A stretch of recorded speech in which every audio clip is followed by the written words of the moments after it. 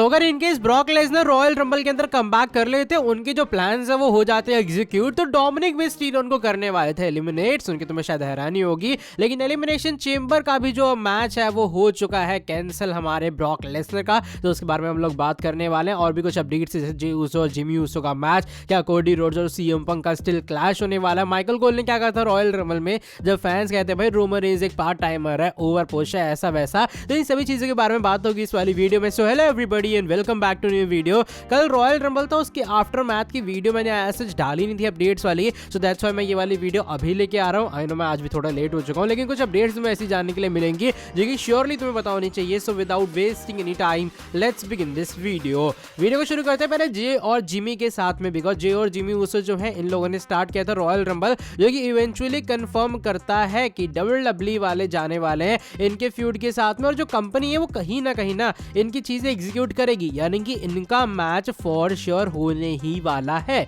लेकिन होता क्या, रिसेंट टाइम के अंदर एक अपडेट आई है सामने, इस अपडेट के अकॉर्डिंग अब WWE काफी ज्यादा जल्दी जे या फिर जिमी से किसी एक को दूसरी ब्रांड के अंदर शिफ्ट करेगी, जो कि एलिमिनेशन चेंबर के अराउंड में या फिर उसके बाद होने वाला है। मेरे कहने का मतलब ये, या फिर जिमी यूसो जो है वो आएंगे स्मैकडाउन से मंडे नाइट रॉ में, ताकि इनका फ्यूड पूरी तरीके से कंप्लीटली बिल्ड हो पाए, या फिर जे जाएंगे फिर से स्मैकडाउन के एपिसोड के ऊपर। ये कुछ चीजें WWE श्योरली करने का ट्राई करने वाली, जो कि मुझे लगा तुम लोग को बताना चाहिए कि जे और जिमी का मैच होगा रेसलमेनिया में, और दोनों में से कोई एक ऊसो जो है वो अपनी ब्रांड करने वाला है शिफ्ट। बढ़ते हैं नेक्स्ट अपडेट की तरफ। इस बार हमारे farmer WWE champion the Scottish warrior Drew McIntyre and American nightmare Cody Rhodes के बारे में जुड़ी। देखो Cody Rhodes eventually royal rumble के विनर बनते हैं, और कॉन्सिक्यूटिव उन्होंने सेकंड ईयर जो रॉयल रंबल है वो भी जीत ली है। बाय द वे हुआ कि रिसेंट टाइम के अंदर एक वीडियो क्लिप आ रही है सामने, और एक फोटो सर्कुलेट हो रही है, फोटो तुम लोग देख पा रहे हो। बताया जा रहा है मैच के बीच में एक बार ड्रू मैकिंटायर ने क्लेमोर किक मारी थी ना कोडी रोड्स को, तो उस टाइम कोडी रोड्स का दांत तक बाहर आ गया था। फोटो तुम लोग देख पा रहे हो, कोडी के एकदम पास में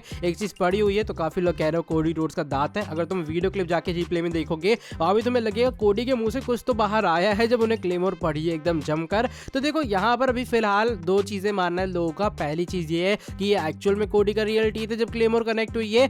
काफी लोग ये भी कह रहे हैं कि एक्चुअल में एक फेक टीथ है या फिर एक फेक गम की तरह, जो कि रेसलर्स यूज करते हैं चीजों का इंपैक्ट दिखाने के लिए, यानी कि ऑलरेडी वो चीज एक तरह के थी कोडी रोड्स के माउथ में, तो वो चीज जस्ट उन्होंने स्पिट की थी जब उन्हें पड़ी है क्लेमोर किक, और WWE से इसलिए दिखाती या फिर रेसलिंग कंपनी से इसलिए दिखाती हैं ताकि चीजों का अच्छा खासा इंपैक्ट डल सके। बाकी देखो क्या होगा आने वाले टाइम के अंदर। मुझे लगा यही कुछ चीजें जो कि तुम लोगों को बतानी चाहिए कि ड्रू मैकिंटायर ने क्लेमोर मारी, और कुछ इस तरीके से जो दांत है वो हल्का सा बाहर आ गया हमारे कोडी रोड्स का। अब चलो बढ़ते हैं इसके बाद वाली अपडेट की तरफ, और ये जो अपडेट है Roman Reigns and Michael Cole के बारे में जुड़ी है। रिसेंटली जब हमारे रोमन रेंज कंपीट करते हैं चैंपियनशिप करते हैं रिटेन, लेकिन उनकी एंट्री के टाइम माइकल कोल ने मेंशन किया रेसलिंग फैंस को, कहते मैंने देखा भाई इंटरनेट के ऊपर काफी सारे जो लोग हैं वो कहते हैं रोमन रेंज पार्ट टाइमर है, वो रेगुलरली टाइटल डिफेंड नहीं करता है, या फिर जो रोमन रेंज है वो WWE के अंदर 3-4 महीने में टाइटल डिफेंड करता है। तो ऐसे लोगों का आंसर देने के लिए माइकल कोल एक ही चीज कहेंगे, और वो ये कि अगर तुम्हें दिक्कत है तो आके हरा दो, यानी कि बीट हिम। अगर तुम्हें प्रॉब्लम हो रही कि रोमन रेंज पार्ट टाइमर है, रोमन रेंज ऐसा है वैसा है,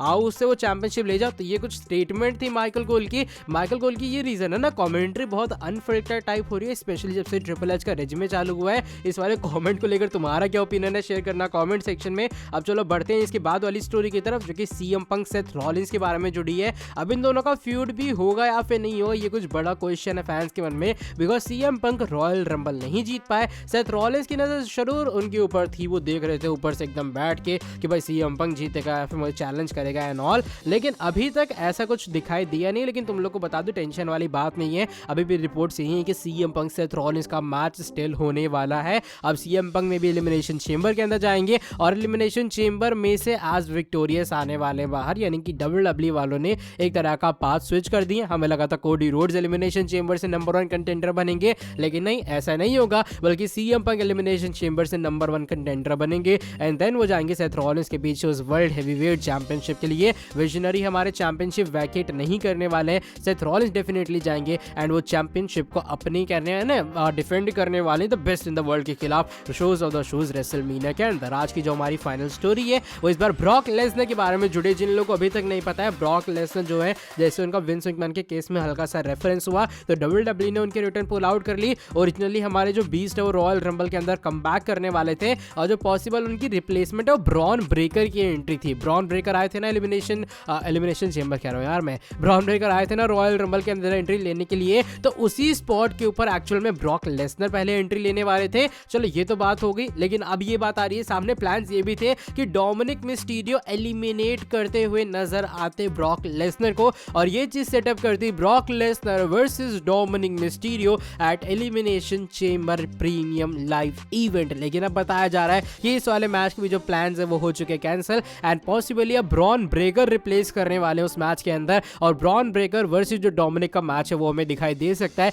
एलिमिनेशन चेंबर की प्रीमियम लाइव इवेंट में। तो ये कुछ प्लान्स थे ब्रॉक के जो कि WWE एग्जीक्यूट करने वाले थे, लेकिन अब प्लान्स पूरे तरीके से चेंज हो गए हैं। तुम्हें सुन के हैरानी होगी भैया डोमिनिक जो है वो ब्रॉक को कैसे एलिमिनेट कर सकता है, लेकिन यही कुछ कंपनी की चीजें थी जो कि वो करना चाह रही थी, लेकिन अब वो नहीं होंगी बिकॉज ब्रॉक लेसनर का भी विंस मैकमैन के केस में जो पूरा उनका कंट्रोवर्सी वगैरह चल रही है, और WWE नहीं चाहती कि इस वाले टाइम के ऊपर जो ब्रॉक है वो ऑन स्क्रीन अपीयरेंस दे आके। इसको लेकर तुम्हारा क्या ओपिनियन है शेयर करना कमेंट सेक्शन के अंदर। तुम्हारे हिसाब से क्या ब्रॉक वर्सेस डोमिनिक का मैच एक अच्छी चीज थी एलिमिनेशन चेंबर के लिए, जो कि शायद अब नहीं हो पाएगी। चलो by the way that is it for today video. अगर तुम्हें ये वाली वीडियो पसंद आई है, इस वाली वीडियो को तुम लोग नीचे लाइक कर सकते हो, चैनल को सब्सक्राइब करना, बेल नोटिफिकेशन को करना ऑन। और हाँ, मैं गेमिंग चैनल के ऊपर थोड़ा एक्टिव होने वाला हूँ, इसलिए मिलता हूँ मैं तुमसे आके नेक्स्ट वीडियो के अंदर बहुत ज्यादा जल्दी। Till then bye bye, take care.